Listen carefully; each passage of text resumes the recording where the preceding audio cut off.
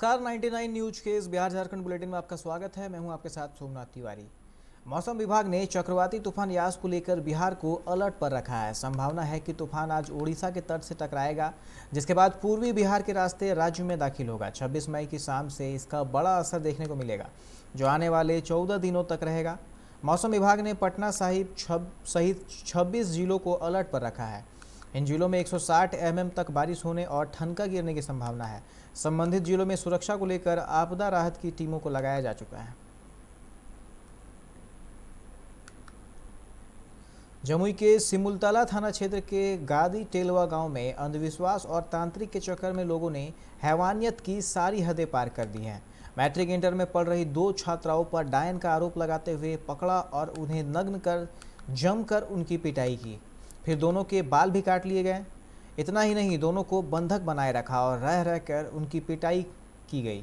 इसका वीडियो भी बनाया गया। ग्रामीण दोनों किशोरियों पर एक मृत बच्चे को जीवित करने का दबाव भी बना रहे थे। और रोहतास जिले के करूप गांव से दिल दहला देने वाली खबर आई है। यहां सिर्फ 2 लोगों की जान ही नहीं गई, बल्कि रिश्तों का भी कत्ल हो गया। बेटे ने ही गड़ासे से पिता पर हमला कर दिया। बीच बचाव करने आए छोटे भाई को भी गड़ासे से मार डाला। वहीं पिता को अस्पताल में भर्ती कराया गया, जहां इलाज के दौरान उसकी मौत हो गई। आरोपी राजू पंडित को पुलिस ने गिरफ्तार कर लिया है।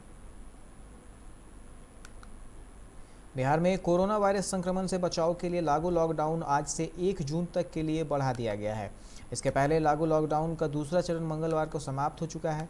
आज से लागू तीसरे चरण के लॉकडाउन में जिलाधिकारियों के पास अतिरिक्त सख्ती बढ़ाने का विशेष अधिकार दिया गया है। वे अपने जिले में कोरोना संक्रमण की स्थिति को देखते हुए पहले से तय पाबंदियों को और सख्त कर सकते हैं। हालांकि किसी भी परिस्थिति में वे पहले से तय प्रतिबंधों को शिथिल नहीं कर सकेंगे। उत्पाद विभाग की टीम ने जिला मुख्यालय स्थित जमुई मोड़ के नजदीक भारत पेट्रोलियम पेट्रोल पंप के पास से 2 लग्जरी कार को जब्त किया है। दोनों कार से काफी मात्रा में स्प्रिट, शराब की बोतल में लगने वाला कॉर्क और स्टिकर बरामद हुआ है। कार पर सवार 4 धंधेबाजों को भी पुलिस ने गिरफ्तार किया है। गिरफ्तार सभी धंधेबाज झारखंड के देवघर जिले के रहने वाले हैं, जो लंबे समय से शराब के धंधे में संलिप्त हैं।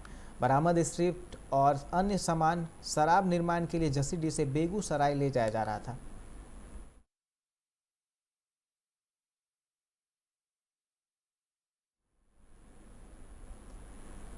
गोपालगंज के जमुनहा बाजार में शिक्षक दिलीप सिंह की हत्या उनके बड़े भाई बिल्डिंग मटेरियल के व्यवसायी राजेंद्र सिंह से 50 लाख रुपए की रंगदारी मांगने के मामले में की गई है। इलाके के कुख्यात अपराधी मुन्ना मिश्रा और उसके गैंग के सदस्यों ने दुकान में घुसकर सरेआम AK-47 से भूनकर उनकी हत्या की थी। हत्या के इस मामले में मृतक के भाई राजेंद्र सिंह ने कटैया थाने में नामजद प्राथमिकी दर्ज कराई है। चक्रवात ओडिशा में दस्तक दे चुका है और किसी भी वक्त वह झारखंड पहुंच सकता है। इसके मद्देनजर झारखंड के 7 जिलों में हाई अलर्ट जारी किया गया है। ये जिले रांची, पूर्वी सिंहभूम, पश्चिम सिंहभूम, खूंटी, सिमडेगा, बोकारो और सरायकेला है। यहाँ चक्रवाती तूफान का खासा असर पड़ने की संभावना है।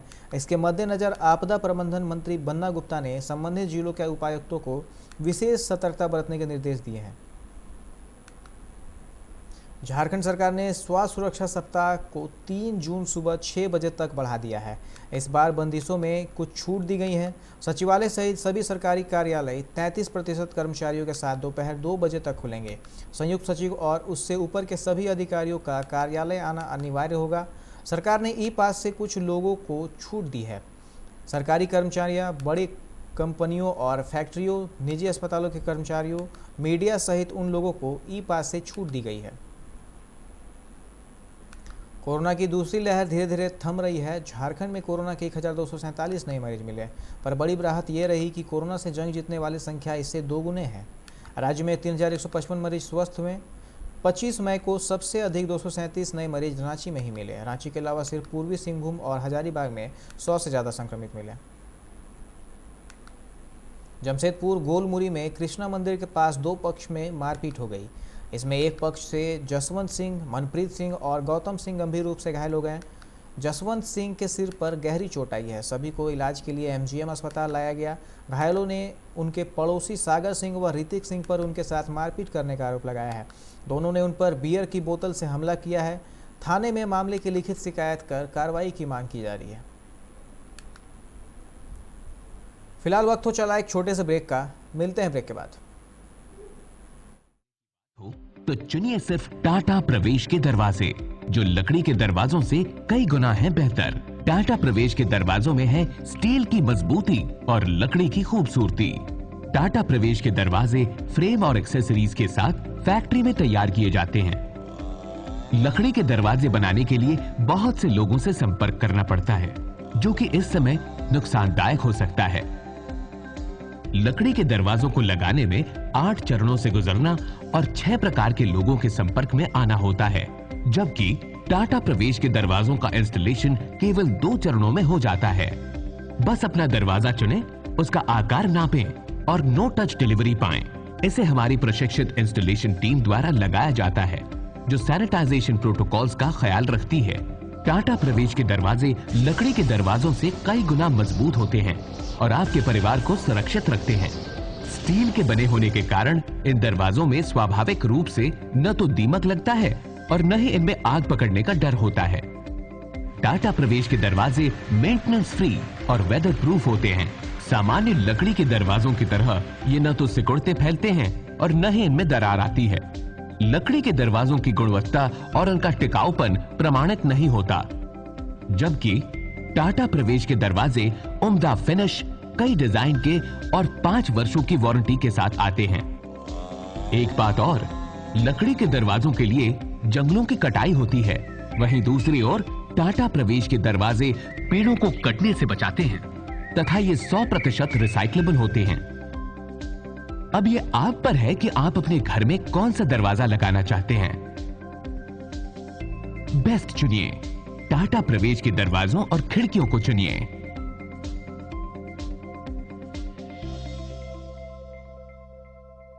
Authorised distributor Shri Ram sales, GT road, Govindpur, Dhanbad. आप इस नंबर पर संपर्क कर सकते हैं 7004709213 9534400091।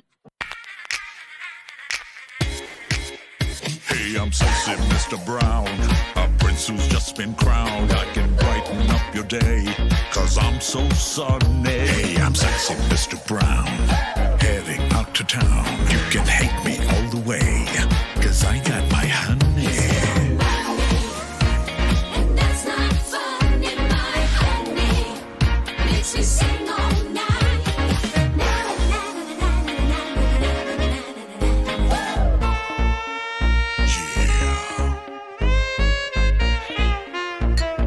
Sexy Mr. Brown. Your wait for sheer extravagance is over. Presenting Kia Carnival. Bookings open. Break के बाद आप सभी का स्वागत है। रुक करते हैं अगली खबर की ओर। बंगाल की खाड़ी में आए चक्रवात यास की ओर जाने वाले बादलों से धनबाद का मौसम बदला हुआ है। बादलों की आवाजाही के बीच आज सुबह से थम थम कर बारिश हो रही है। बारिश की वजह से लोग घरों से कम निकल रहे हैं और घर पर बैठकर ही मौसम के बदले मिजाज का लुत्फ उठा रहे हैं। सुबह से हो रही लगातार बारिश की वजह से धनबाद डीसी ऑफिस परिसर में उस वक्त अफरा तफरी मच गई जब एक भारी भरकम पेड़ चारदीवारी पर गिर गया। घटना के वक्त वहां कोई मौजूद नहीं था, जिससे किसी को चोट नहीं आई है।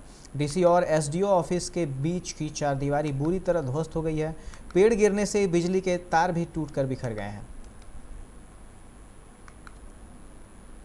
खूंटी जिले के मारंगहादा थाना क्षेत्र में एसएसबी कैंप के पुलिस पदाधिकारियों और जवानों ने विशेष अभियान चलाकर भूत गांव के सुखराम मुंडा के घर पर अवैध रूप से छिपा कर रखे डोडा को पुलिस ने जब्त कर लिया है। जब्त डोडा कुल 85 बोरा है। यास तूफान को लेकर सरायकेला जिला प्रशासन बेहद सतर्क है। यास तूफान को लेकर सरायकेला में चारों तरफ इसका व्यापक असर देखा जा रहा है। जिले में सुबह से ही तेज हवा के साथ बारिश हो रही है। इसे लेकर पुलिस प्रशासन पूरी तरह अलर्ट मोड पर है। इसके लिए कई पंचायत भवनों और सरकारी प्रतिष्ठानों को शिविर भी बनाया गया है। उपायुक्त अरवा राजकमल और एसपी मोहम्मद अरसी ने वर्चुअल मीटिंग कर जिले भर के सभी प्रखंडों के बीडीओ, सीओ सहित संबंधित पदाधिकारियों को इससे निपटने के लिए सशक्त भूमिका निभाने के निर्देश दिए हैं। आज पुलिस और प्रशासन पूरा हाई अलर्ट में है।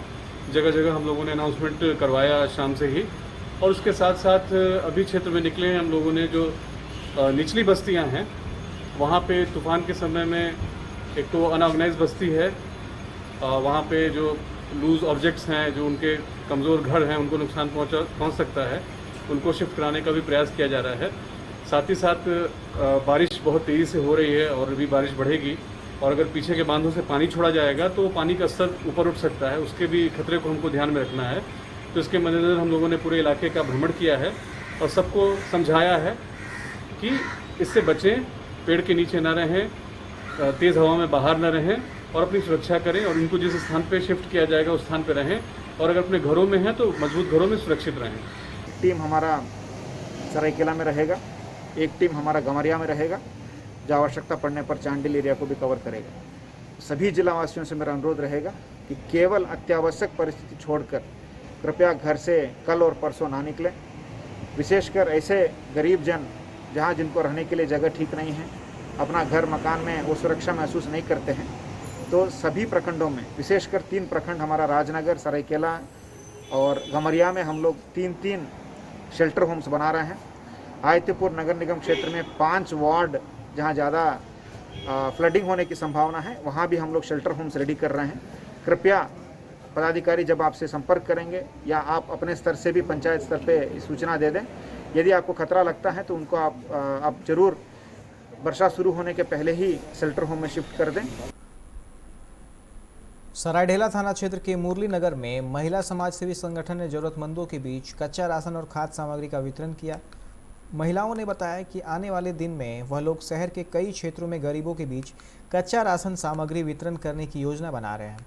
महिलाओं ने संदेश दिया कि समाज में व्याप्त प्रतिकूल परिस्थिति में लोगों को स्वेच्छा से सामने आकर जरूरतमंदों को राहत पहुंचाना चाहिए, जिससे कि समाज संतुलित रहे और किसी को भी भूखा ना सोना पड़े।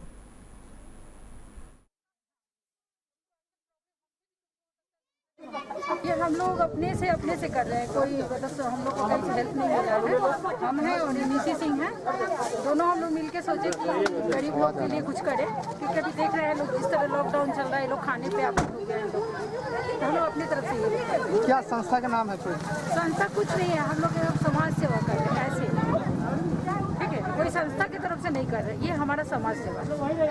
आज कहाँ पे क्या कर रहे हैं? आज यहाँ पे गुलगुलिया पट्टी में जो भी है यहाँ पे हम कर रहे हैं, इसके बाद जाएंगे मंदिर के पास करेंगे, उसके बाद और भी 1-2 जगह का है, ठीक है।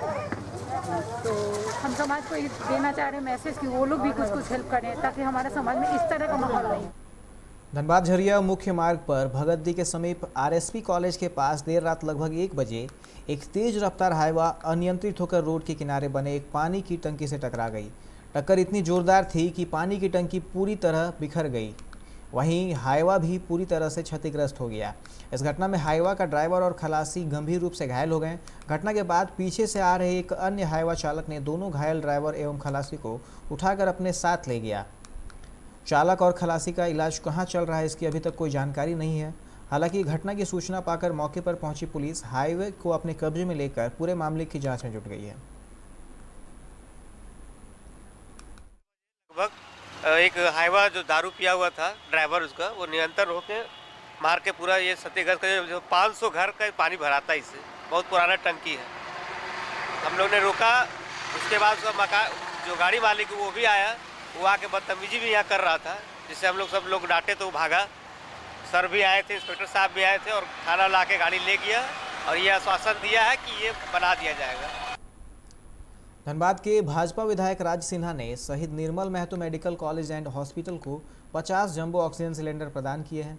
विधायक ने कहा कि कोविड-19 में संक्रमितों की जान बचाने के लिए ऑक्सीजन सिलेंडर ही सबसे ज़्यादा जरूरत की वस्तु साबित हुई है, इसलिए उन्होंने एसएनएमसीएच प्रबंधन से बात कर उसी वक्त जंबो ऑक्सीजन सिलेंडर की व्यवस्था करा देने की बात कही थी, परंतु बाजार में कमी की वजह से जंबो ऑक्सीजन सिलेंडर उन्हें देर से मिला, जिसके बाद उन्होंने आज एसएनएमसीएच प्रबंधन को रोगियों के इलाज के लिए 50 ऑक्सीजन सिलेंडर सौंपा है।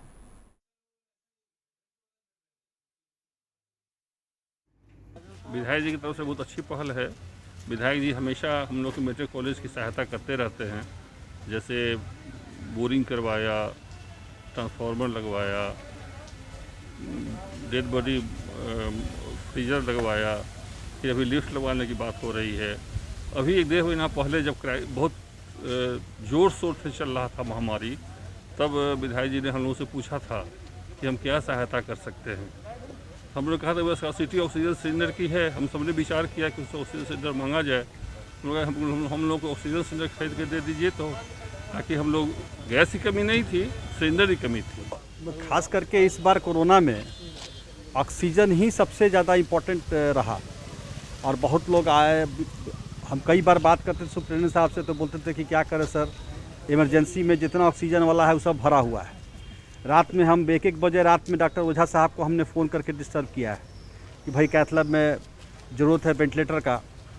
तो उस कमी को देखते हुए हम उसी समय निर्णय लिए थे कि जितना जल्दी हो, अब जैसा सप्लाई आया तो ऑक्सीजन, इसीलिए ऑक्सीजन सिलेंडर हम दिए जम्बो, और वो भी केवल, अब इससे केवल धनबाद के लोग ही लाभान्वित नहीं होंगे, जितने भी लोग आएंगे, कहीं से भी, बाहर से भी आए, दूसरे विधानसभा से भी आए, या संथाल परगना से भी लोग आके इलाज कराते हैं यहाँ, तो सब लोगों को फ़ायदा होगा।